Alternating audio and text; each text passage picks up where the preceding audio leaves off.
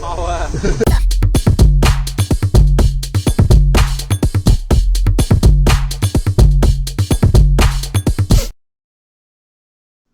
Hey guys, so I'm going to be documenting my London Marathon training for the next 8 weeks.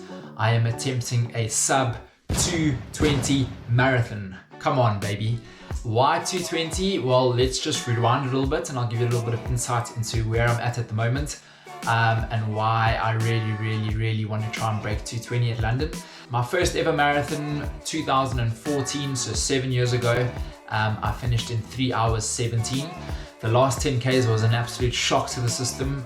It's a feeling you never quite get used to, and I'm still not used to it, but probably just a little bit better equipped to be able to handle that pain.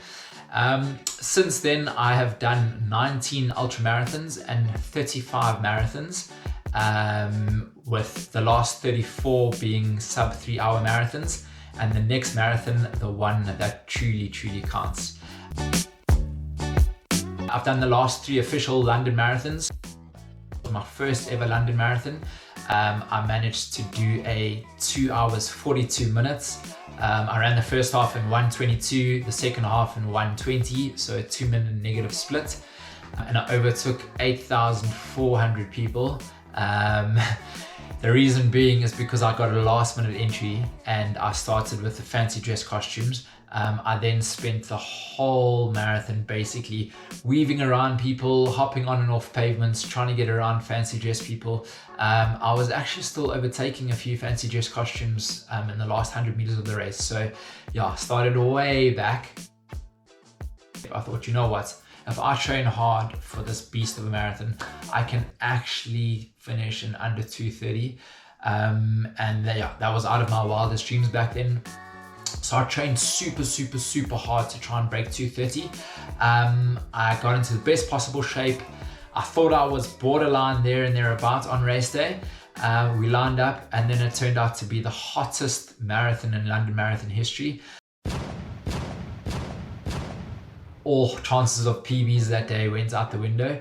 Well, actually I did get a PB, but I didn't actually get my target time of 2:30.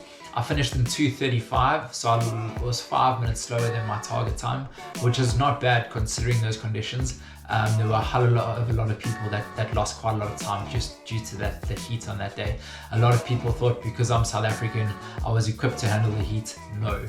I'd been living in the UK for quite some time and I had adjusted to the weather this side. And heat is heat for everyone, I suppose. Then roll on to the next year, 2019, obviously now super hungry to break 2:30 in the marathon, was really in quite good fitness. So the gun went off. I was quite excited. I got into a good group early on.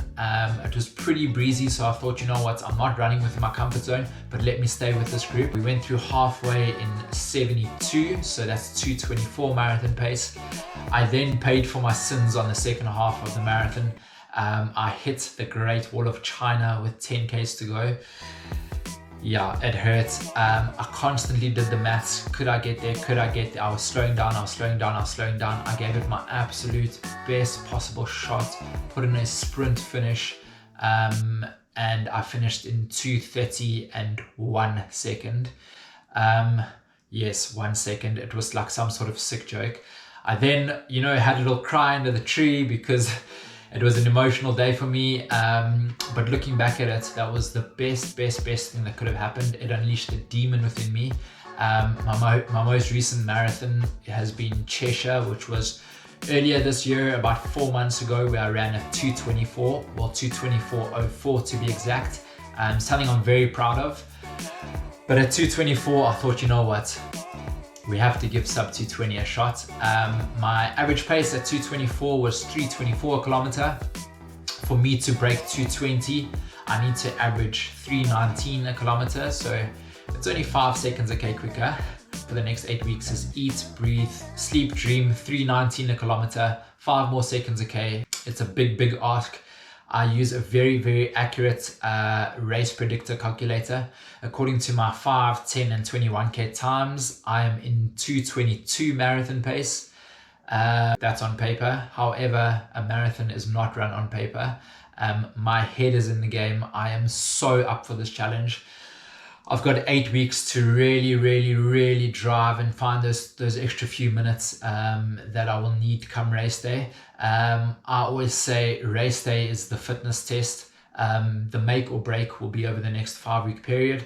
I will be racing a 10K on very tired legs. I will be racing the big half on very tired legs, but it's all in prep for my ultimate goal, which is London Marathon. I really truly believe I can do it. And I will give it my best shot, leave nothing out there. It's gonna hurt, but then again, hopefully it's only 2 hours 19:59 of my life that I will look back on and be proud of forever. So yeah, let's give it my best shot. Oh, looking at the time, I've got a tempo session coming up. I will be right back, but let's give this a good shot. Woo! Let's go, baby, come on!